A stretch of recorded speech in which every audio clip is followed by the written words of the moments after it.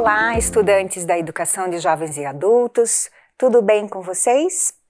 Hoje nós vamos ter mais uma aula de História, nossa aula é a aula número 6 e a nossa aula de História é acompanhada de Geografia e também a arte sempre está presente nas nossas aulas.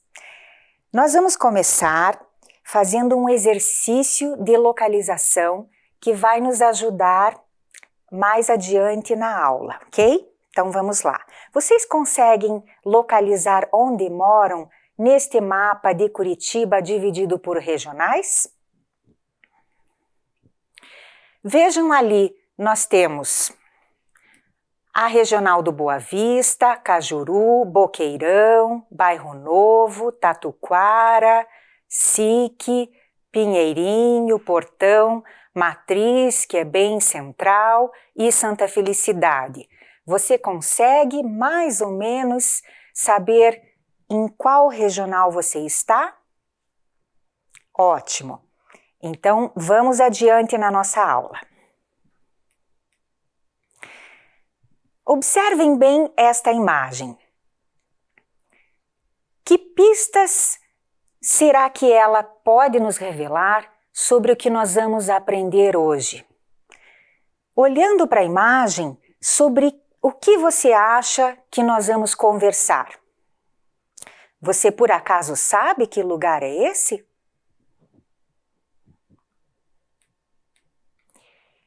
Esta é uma fotografia do lago do Parque Passaúna. Ela foi tirada no dia 5 de maio. Vejam o que acontece ali, o que você pode perceber. Que mudanças acontecem nesse local? Como é que está essa paisagem, hein, pessoal? O que é que está faltando ali? Onde é que foi parar a água desse lugar? Tanto para quem conhece o lago do Parque Passaúna, como para quem nunca foi lá, é possível perceber a mudança na paisagem e a falta da água, não é mesmo? O contraste de um lago cheio e de um lago vazio é grande. E a gente pode perceber ali nas placas que indicam que é proibido nadar e que é proibido pescar. Bem, a placa, sem a água estar presente ali, ela fica até meio sem sentido, concordam? E se é proibido pescar, é porque antes ali havia peixe. Onde foram parar os peixes? Não só os peixes, mas toda a vida que havia ali, junto com os peixes, as plantas, que consequências a seca está trazendo para a vida do lugar, para a natureza, para as pessoas, para as plantas, para tudo que existe e existia ali. Será que é possível recuperar com a mesma força e vitalidade tudo o que existia ali, do mesmo modo?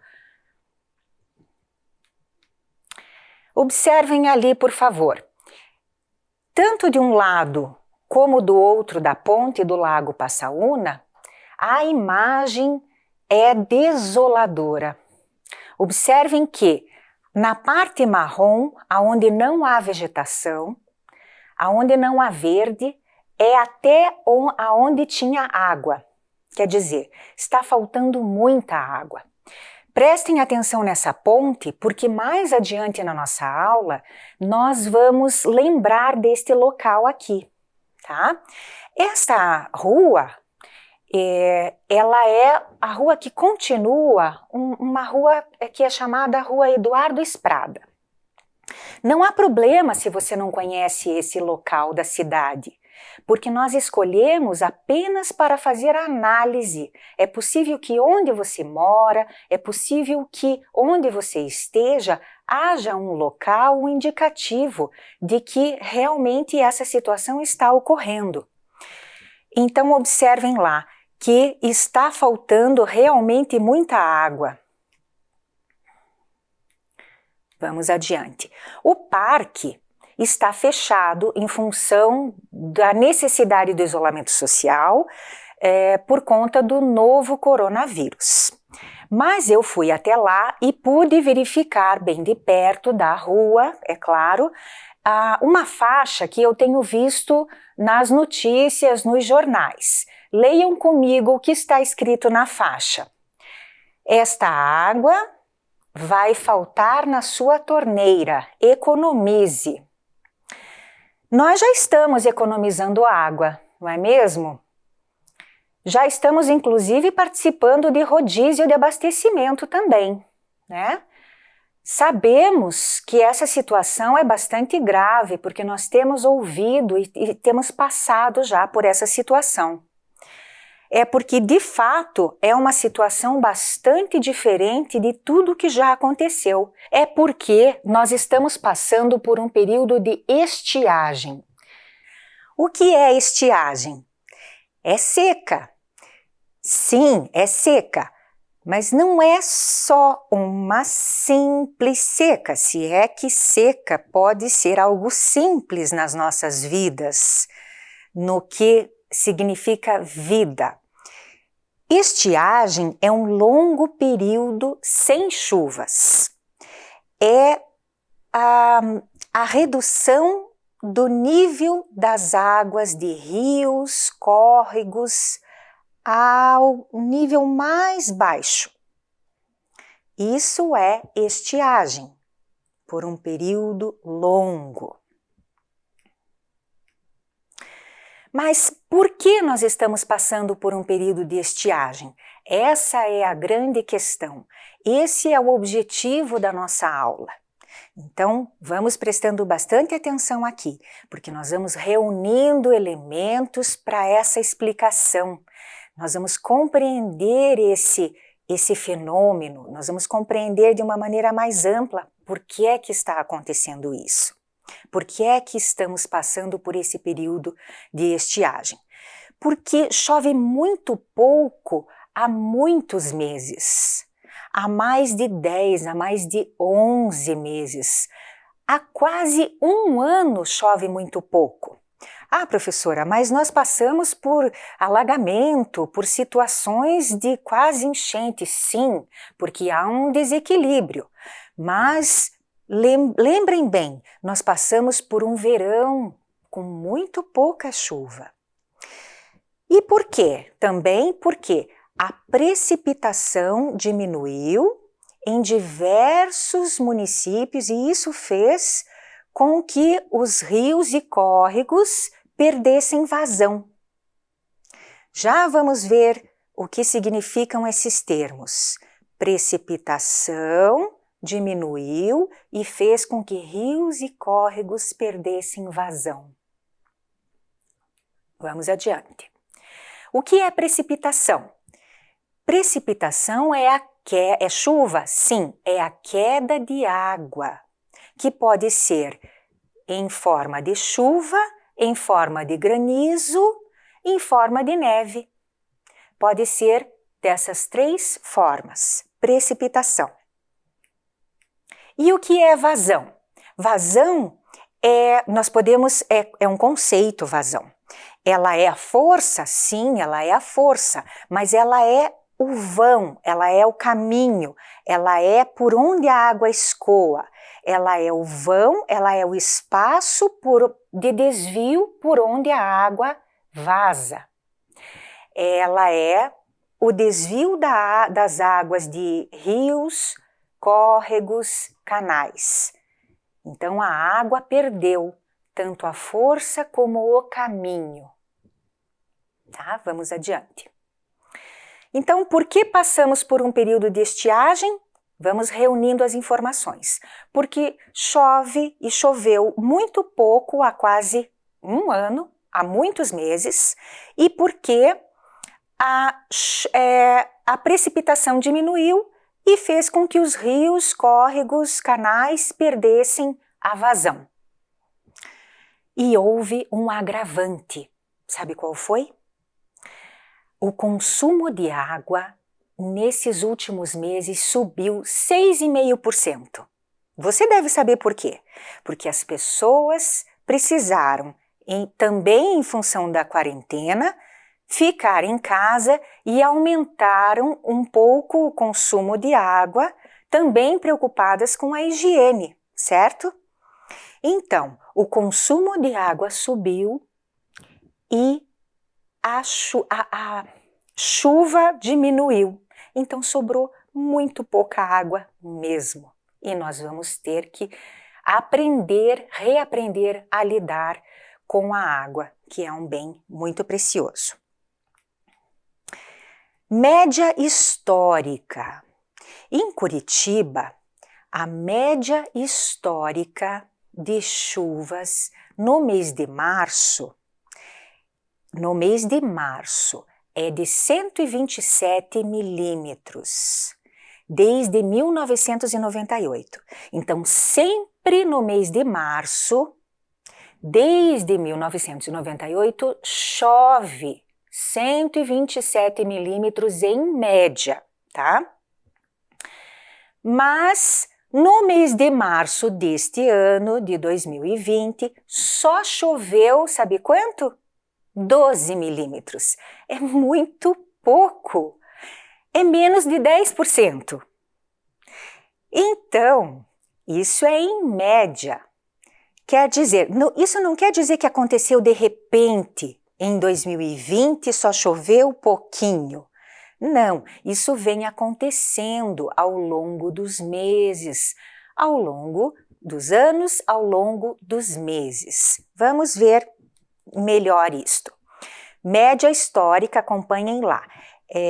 1998 para 2020, se você fizer a conta direitinho no papel, vai dar 22 anos. Então, a gente pode dizer que há mais de 20 anos, sempre no mês de março chove 127 milímetros em média, tá? E no mês de 2020 só choveu 12. Puxa, é uma grande diferença.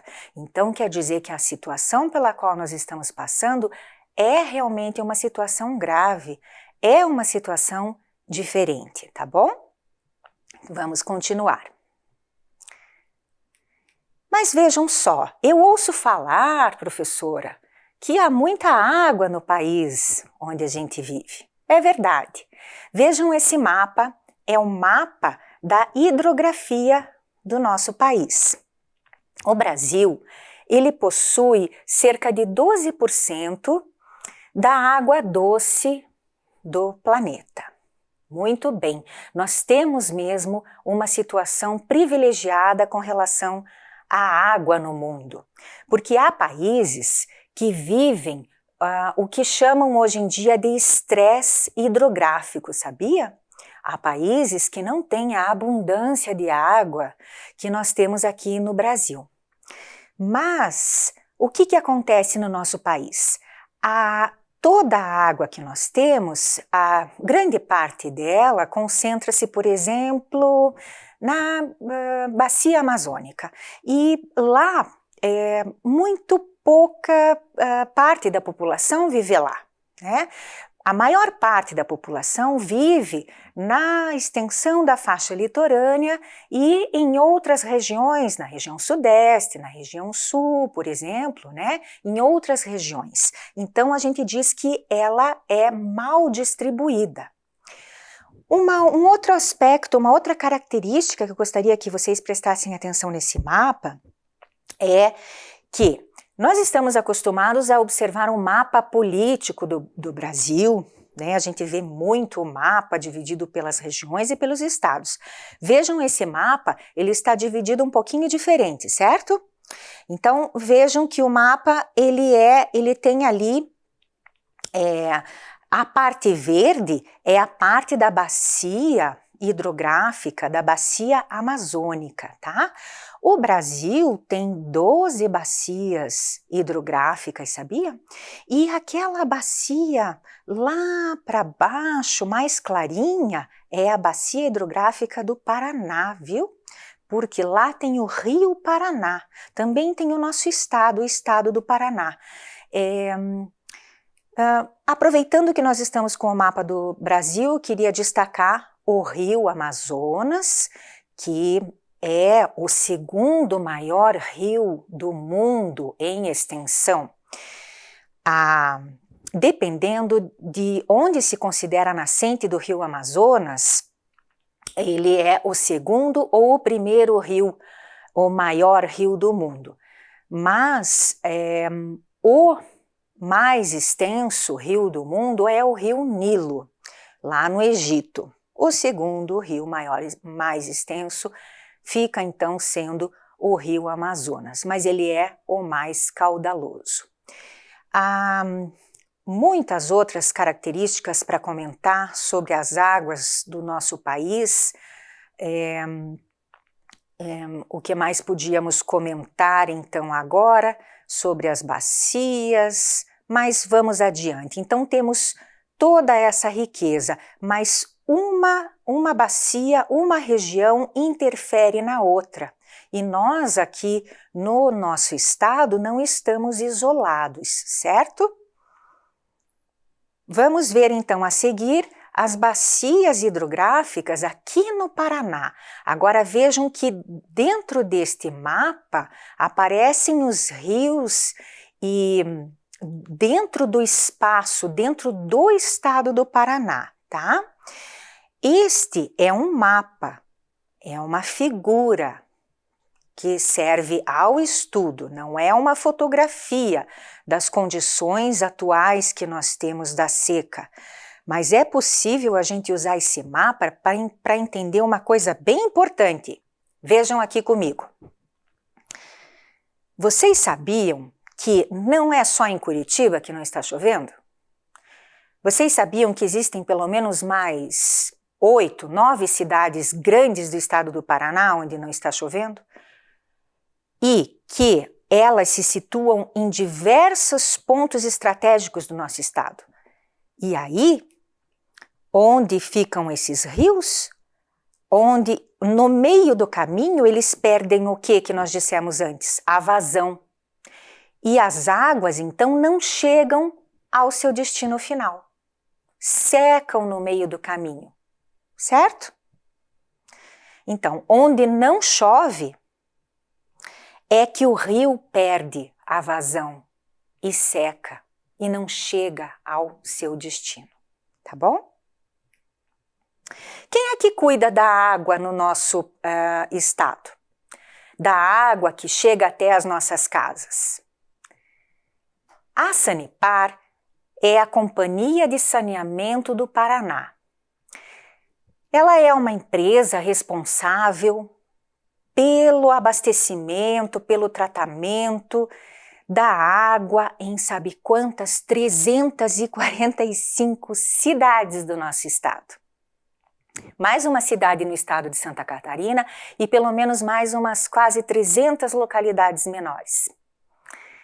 É uma empresa desde os anos 1960 e a Sanepar, então, vem tratando não só do abastecimento de água, mas como do esgoto e o tratamento dos resíduos sólidos.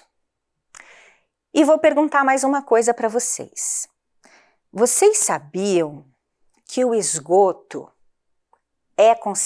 o tratamento do esgoto é considerado uma das maiores inovações da humanidade? Sim, o esgoto. Sabe por quê? Porque a inovação do esgoto, ela permite com que a gente tenha uma vida de qualidade.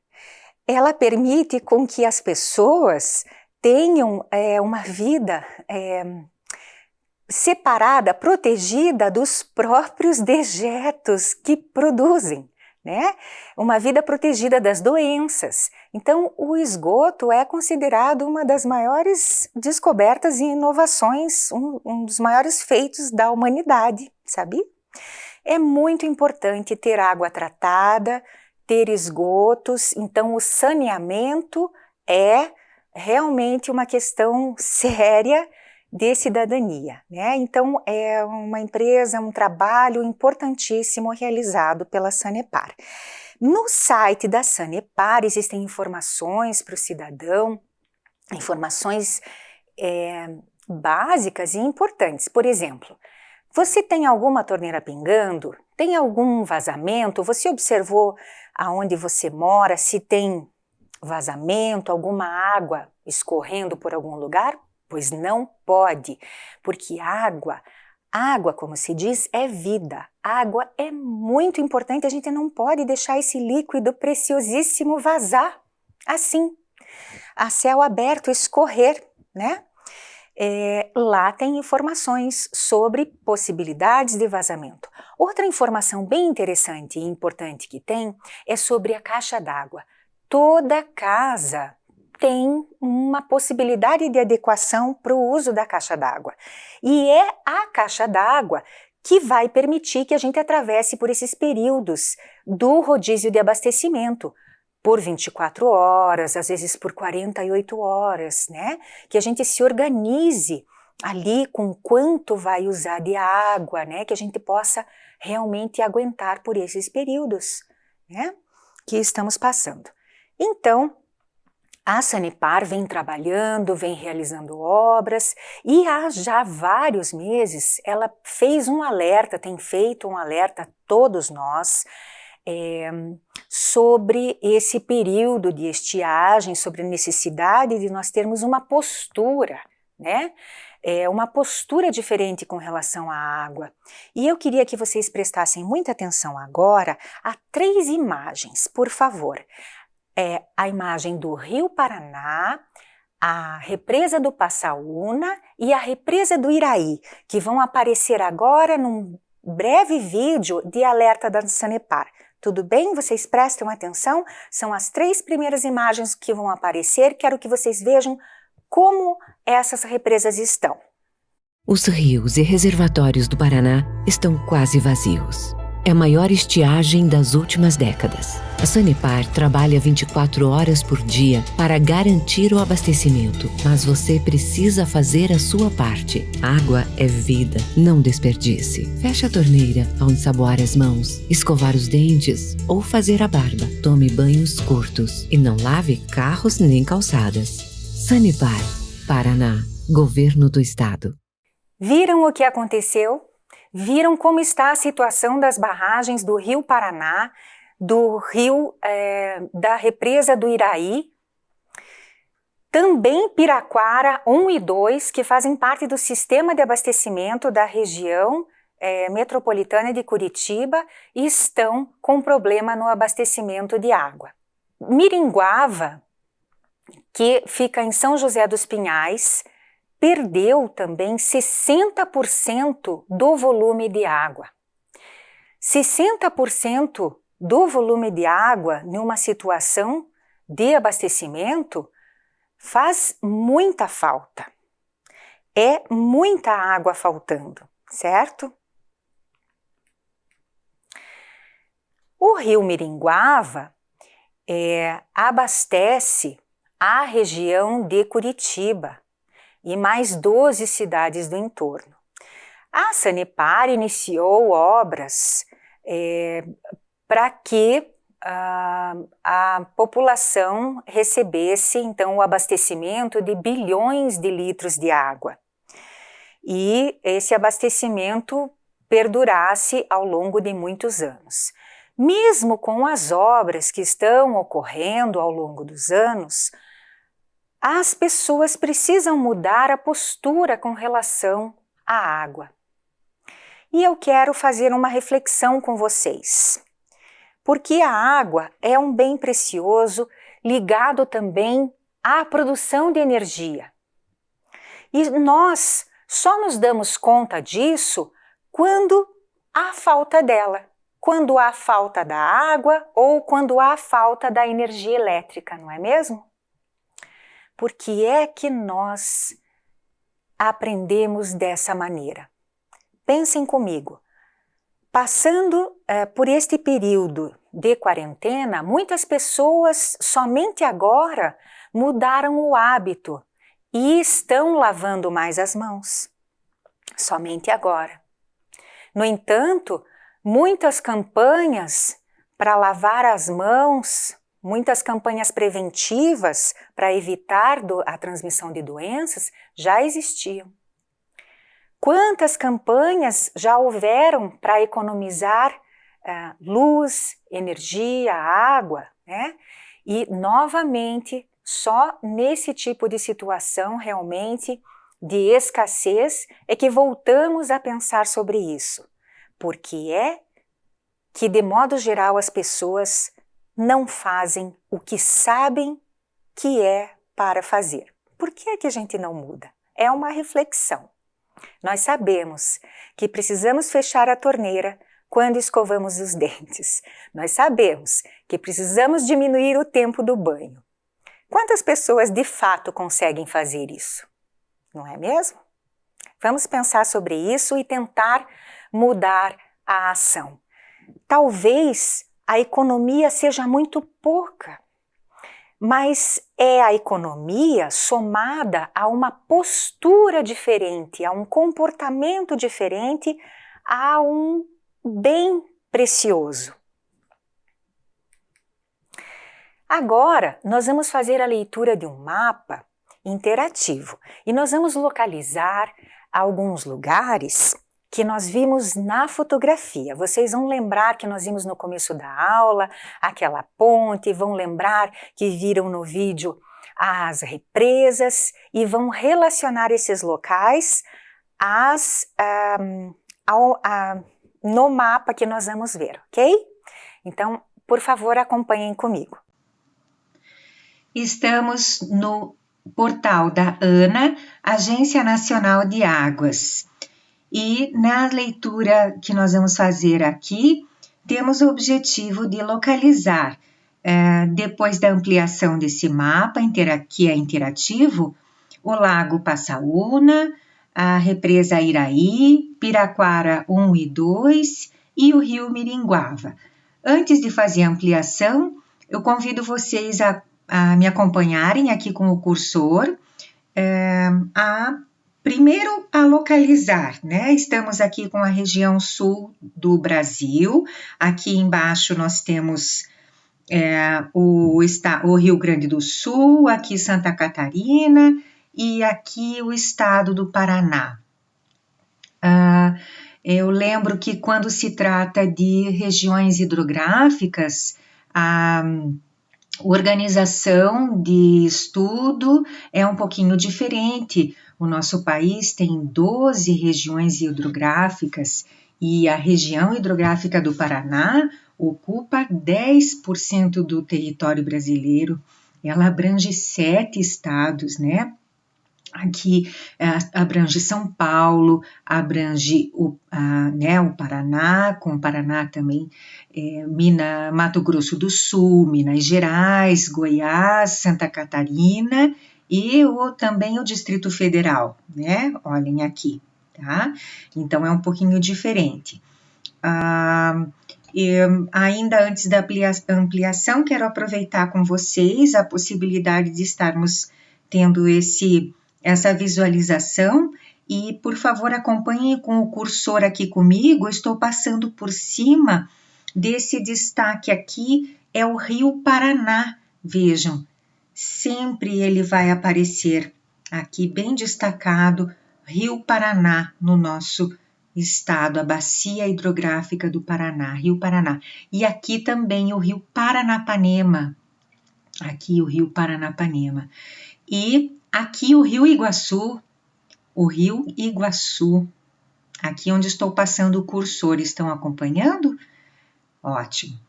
Aqui nesta manchinha, e vocês conseguem ler aqui, Curitiba, a capital do nosso estado, eu já vou fazer a ampliação para que nós possamos realizar o objetivo do nosso trabalho aqui, que é muito modesto, mas que vai valer a pena. Então, a ampliação causa um pouquinho de desconforto visual, mas logo as imagens, elas se ajeitam. Eu vou ampliar bastante, e nós já vamos poder observar as massas de água em azul, em cor azul. Já pudemos observar. Aqui está, então, Curitiba, a região metropolitana toda ao redor, e aqui podemos ver, então, a barragem do rio Passaúna. Vocês se recordam nas primeiras fotografias que vimos uma ponte? Então, a fotografia foi feita bem aqui, onde estou passando o cursor, de um lado de cada ponte e do outro lado da ponte, onde estava bem seco. Aqui, neste lado aqui. Onde você mora? Você consegue se localizar? Há vários nomes, há todos os bairros de Curitiba aqui. Este não é nosso objetivo no momento. Entretanto, dê uma olhadinha, veja se você consegue se localizar. Vamos lá para o outro lado. Lá tem a represa do Iraí, que também vimos na foto.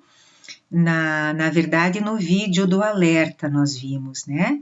E aqui temos a represa do rio Piraquara 1 e Piraquara 2, que também vimos. Eu vou puxar um pouquinho para cá, porque aqui em São José dos Pinhais é que tem o rio que cruza, né? Corta o rio Miringuava. O rio Miringuava, ele deságua, ele tem nascente na Serra do Mar e ele deságua no rio Iguaçu. Aqui está ele, na região de São José dos Pinhais, e ele deságua aqui no rio Iguaçu. Há muito para explorar, os rios permanentes, os rios de Curitiba, os rios que passam próximo às escolas. Entretanto, nosso objetivo foi localizar o que vimos nas imagens da aula de hoje, certo? Podemos ainda, para aproveitar esse momento, modificar a situação do mapa e mostrar uma imagem do satélite e mesmo assim, veja como é diferente para conseguirmos nos localizar, não é mesmo? É bastante diferente. O mapa nos ajuda bastante com a identificação das ruas, com a localização, não é mesmo? É muito bom. Por isso é que aprendemos a leitura de mapas para podermos nos localizar. Então, tendo cumprido o objetivo da visualização, vamos dar continuidade à aula de hoje.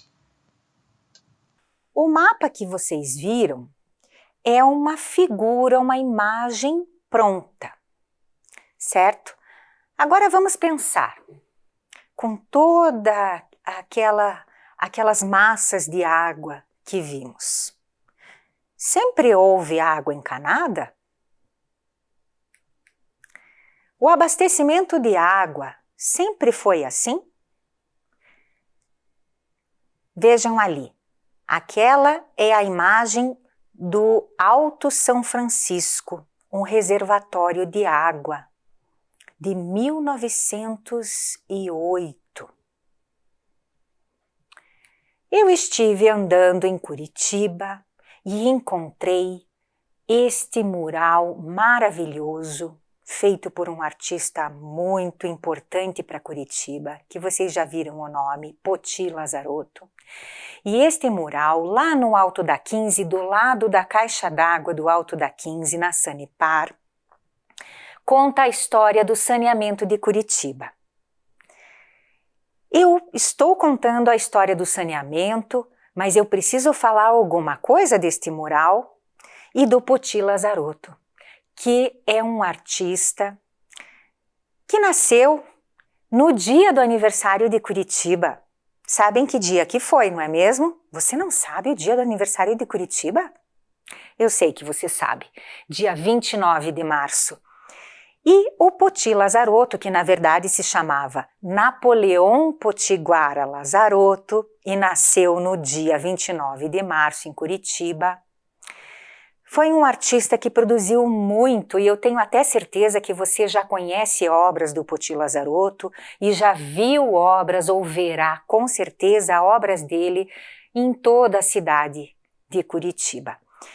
Ele produziu diversos tipos de obra, né, murais, artes visuais, enfim, até ilustrou livros de nomes importantíssimos da literatura que vocês já conhecem, que eu sei que vocês estão tendo aula também. Ilustrou, por exemplo, livros de Carlos Drummond de Andrade.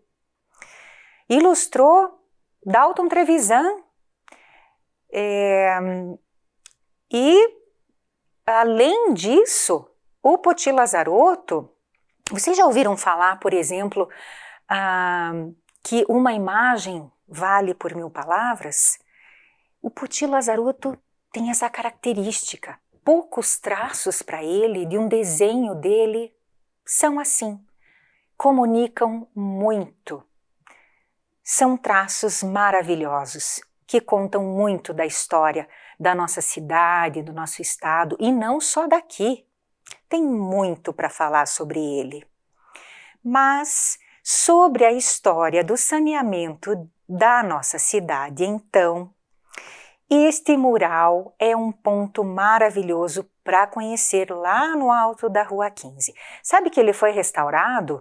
Ele foi restaurado pelos mesmos artistas que fizeram o Rio dos Pinhões lá no Memorial, do Largo da Ordem? Isso mesmo. Esse mural tem 23 metros de comprimento e 3 metros de altura. Vale a pena um dia ir até lá. E vocês vão reconhecer e identificar muitas imagens, porque vocês assistindo essa aula estão aprendendo muitas coisas e assim a gente vai crescendo em conhecimento, em saber, fazendo relações. Isso mesmo, e é isso que a gente deseja para vocês, que vocês cresçam e conheçam e saibam cada vez mais. Vamos adiante na história. Eu encontrei também na Praça Zacarias o primeiro chafariz público da cidade.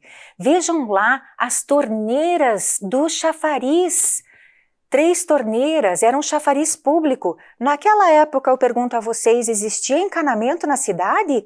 Não, olha lá, data 1871. Aos poucos a gente faz uma relação ou outra, né? Saber data não é importante, mas a gente faz uma relação ou outra. E foi o primeiro chafariz público.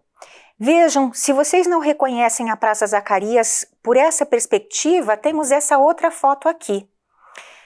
Esse outro lado. E aqui a gente pode comparar e ver que o chafariz ficava originalmente no chão da praça, no chão daquele largo, daquele espaço.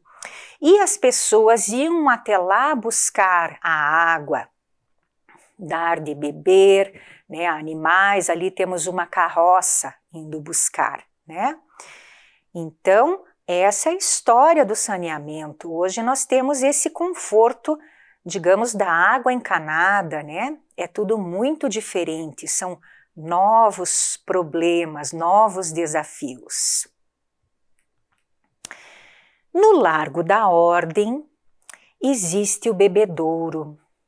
Vejam lá, o bebedouro do Largo da Ordem era uma parada para os fazendeiros e os tropeiros que viajavam darem de beber aos cavalos, mulas, aos animais, né? Era onde eles pegavam água.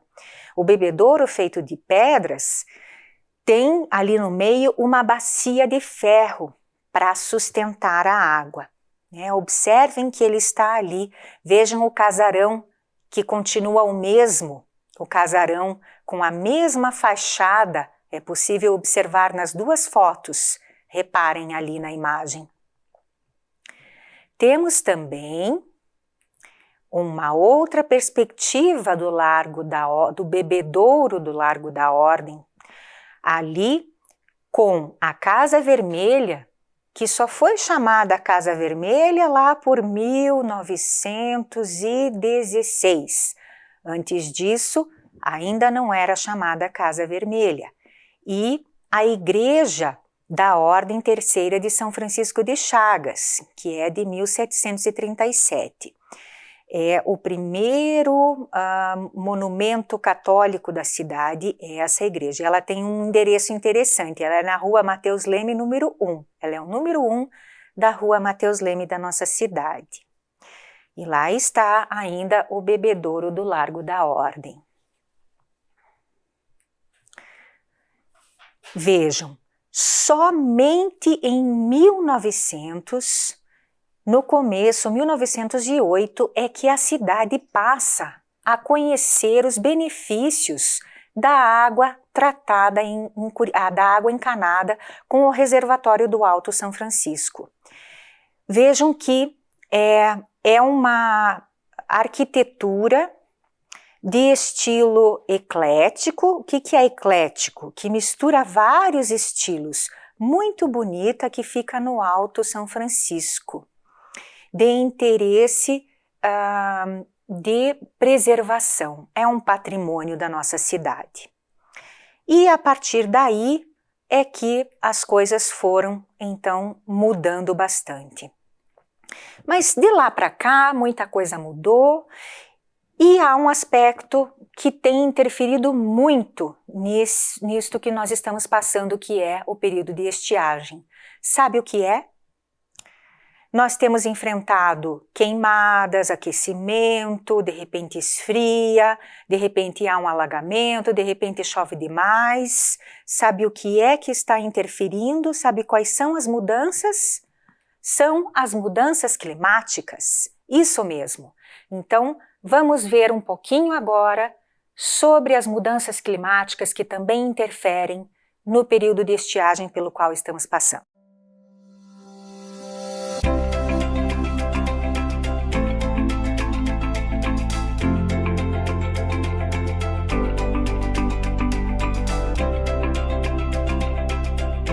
O clima do nosso planeta está mudando. Ainda não é possível prever exatamente como será esse impacto, mas de acordo com os cientistas, é esperado que as alterações climáticas interfiram diretamente na disponibilidade de água. Com as mudanças no clima, uma região pode passar a receber mais chuvas, enquanto outra passa a receber menos, afetando a quantidade de água disponível para uso. Além disso, em todo o país, devem ocorrer com mais frequência chuvas intensas e estiagens mais severas e prolongadas. As alterações no clima influenciam a forma de prever o comportamento das águas. Até hoje, a hidrologia adotou a hipótese da estacionalidade, que considera que o futuro pode ser representado pelas estatísticas observadas no passado. Mas com as mudanças climáticas, as chuvas terão alterações de intensidade, duração e frequência, e os dados sobre o passado podem não ser mais confiáveis para planejar o futuro.